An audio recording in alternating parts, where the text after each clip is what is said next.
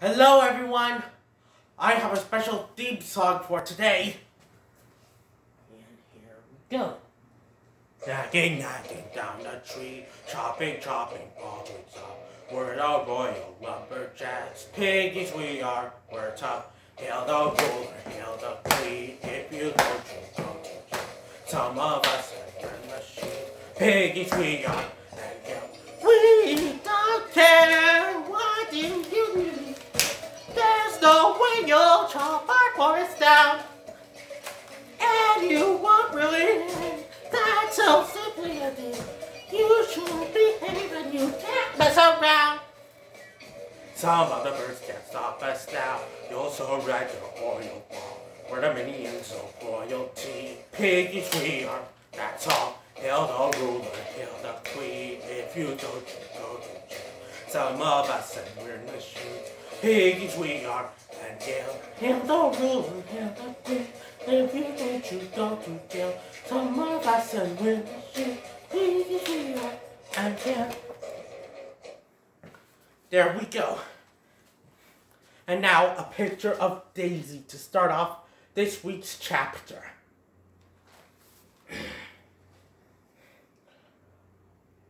How are you feeling, buddy? I asked Bambi sweetly. Well, Bambi replies with the yawn. I still feel a little depressed, Soleil. Thank you for asking. By the time we finished having our breakfast, Pocahontas and Pounce board our ark with us. Did your son sleep okay, Great Prince? Manfred asks the captain.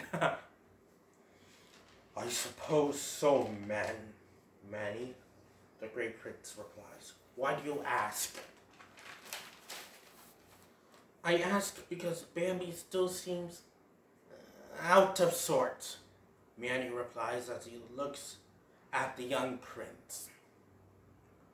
Just then, we all went on board. And what better reason for wincing than a fashionable peahen named Patter? La la la la la la la! Patter shrieks, causing Bambi's ears to ache. Patter! Thomas Copernicus shouts. Today is not the day. Sorry about that. He points a paw at Bambi. Patter places her hands over her mouth. Will all be? Pause. Okay. Will all be? She exclaims in her head. Sorry, she says aloud, as she flies down from the top of the boat back onto the deck. Bambi's eyes start to water all over again. This is not good, Sage remarks as she comes above the deck. You can say that again, mate, Monterey Jack squeaks. Tears barely misses everything. Do you need a tissue? Luca asks as he pulls his fresh box full out. Thanks, Luca. Bambi says, managing to dry his tears. And this is a picture of Dahlia. Oh, my dearest me! A dainty hummingbird named Valerie Featherbot says. This is more serious than before. I agree, Miss Featherbon, friend Owl hoots. I mean, grief is like a glitch of enchantivitis. A little while later, the Great Prince is looking out into the open water. Oh, I wish I'd showed more compassion towards my poor son. he says to himself. It was foolish and wrong of me to treat the poor soul like that. Suddenly, Coach Diego hears every single word the Great Prince is saying to himself. Are you feeling okay, Captain? He asks with sympathy. I don't think so, the Great Prince replies. I feel guilty for having scolded my son for being frozen instead of running away when I told him to run. Diego winces. Ooh, he remarks. That must have been Ice Age cold. Ice Age cold. Seriously, though. It certainly was, the Great Prince replies. He tells Coach Diego all about what him and Bambi went through in the events of Bambi 2.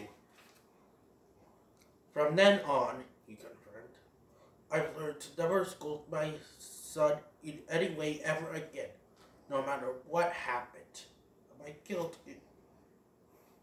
it makes me hurt sometimes. Oh, so that's what you're feeling guilty about, Diego comments. It sounds like you really made progress over time in the movie. I certainly have, the Great Prince agrees. Meanwhile, below the deck. Do you remember when we cared for that egg?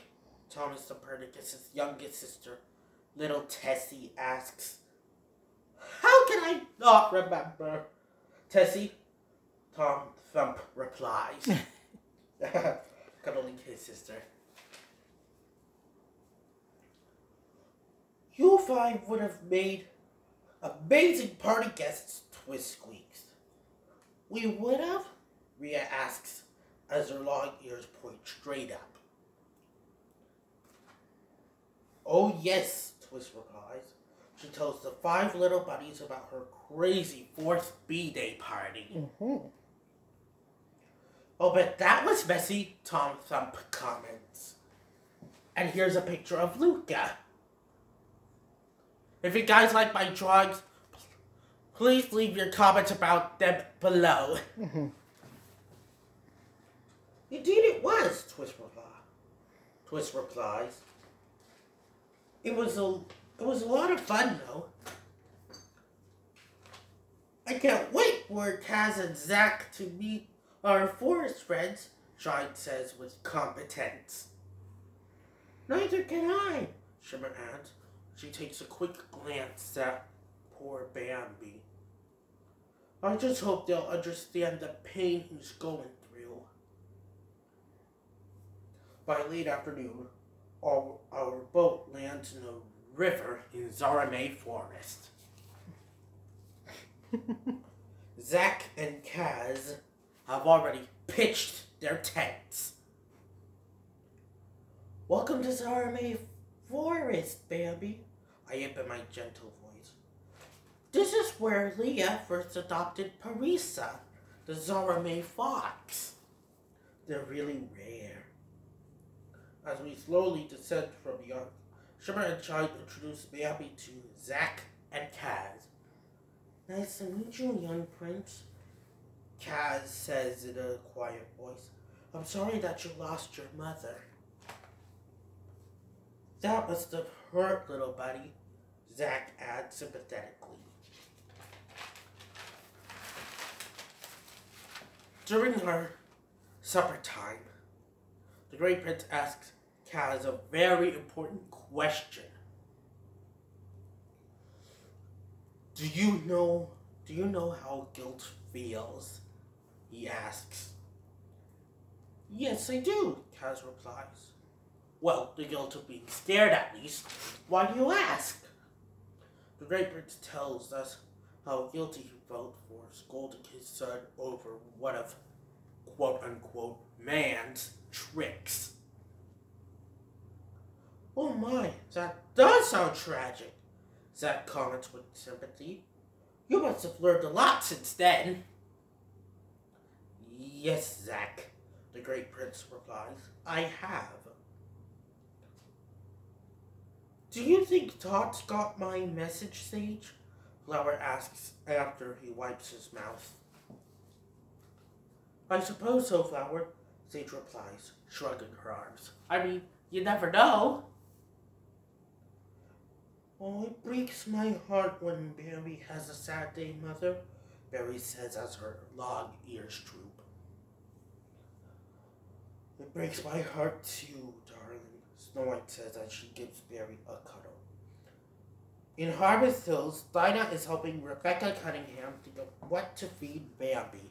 And this is a picture of Lily the cat I drew. I hope you liked my artwork, Disney. What do I feed Bambi, Dinah? Miss Cunningham asks.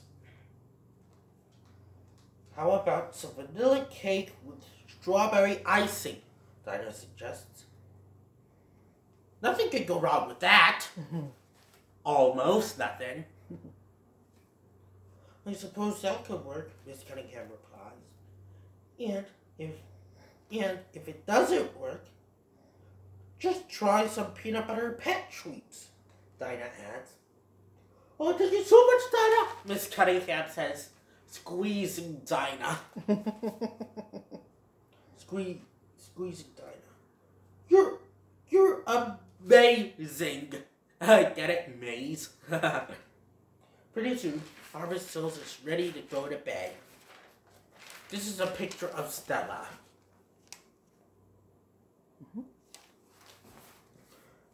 Bambi is too much of an angel to be stranded in Hurtville like that, Trotter. Hedy claims as she puts on her nightcap. Trotter days in agreement. He thinks Bambi deserves a lot better as well. Siesta's bestie, Climber, yawns and stretches her legs. I'm tired too, girl, Siesta says. A pig injectable named Penia has just finished bathing her piglets. I hope that cake Tillion will make Bambi feel better. She stutters.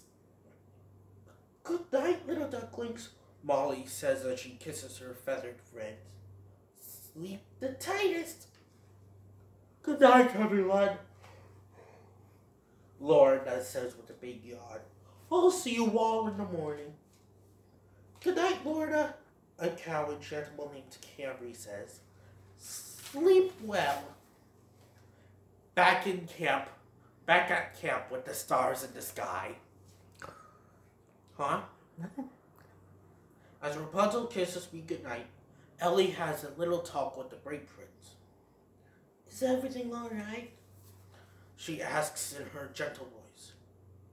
It is, now that I have my guilt off my chest. The Great Prince sighs.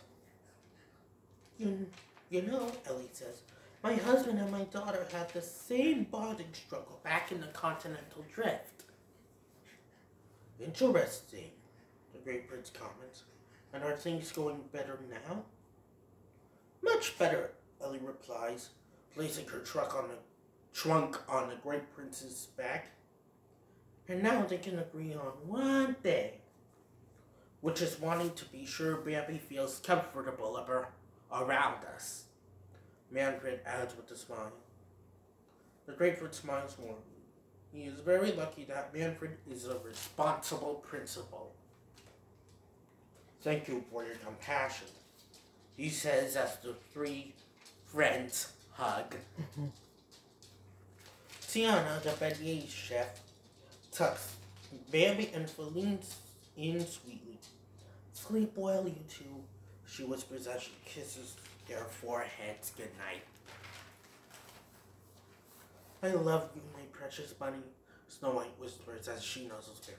I love you too, Mom. Berry chirps as her eyelids become heavy. If you have any ideas on how to make Bambi feel better in times like this, please comment below the video, like, subscribe, and share. Bye!